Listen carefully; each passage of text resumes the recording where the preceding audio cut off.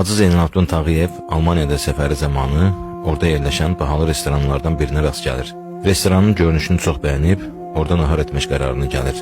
Şəkildən də gördüyünüz kimi, Hacının üzündə həmişə saqqal olurdu və o, restorana daxil olaraq künc masalarından birini seçərək əyləşir, gözləyir. Ancaq xidmətçi ona yaxınlaşmır. Səbəb olaraq isə xidmətçi Hacının xarici görünüşünü görüb, onu yoldan keçən və ya aşağı təbəqəli şərqdən gələn bir insan kimi qəbul edir. Sonda Hacı özü onu səslənmək qərarına gəlir. Səslədikdən sonra xidmətçi ona hay verir və indicə yaxınlaşacağını söylüyor. Hacı səbr edir, ancaq xidmətçi yaxınlaşmır. Hacı qərara gəlir ki, restoranı tərk etsin. Belə də olur.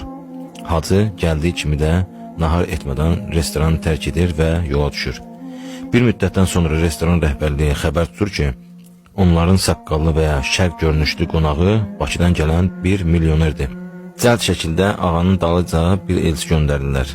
Ağanı restorana gətirərək ondan üzr istəyirlər və onun üçün 20 nəfərlik bir masa açıb müxtəlif təamlarla bəzəyirlər. Hacı soruşur, bu masanın bir günlük qiyməti nə qədərdir? Rəhbərlik hesablayıb və cavab verir.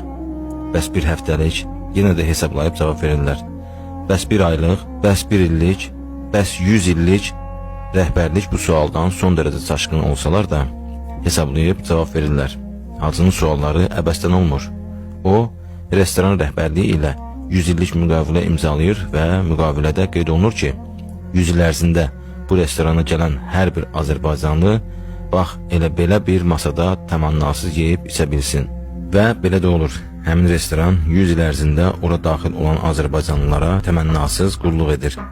Və yalnız 2011-ci ilin yanvar ayında müqavilənin bitmə tarixində Almaniyanın səfirliyi Azərbaycan səfirliyinə məktub yazaraq qeyd edir ki, 1911-ci ildə sizdən bir Azərbaycanlı belə bir 100 illik müqavilə imzalamışdır. İndi aranızda bu müqaviləni uzadacaq bir adam varmı?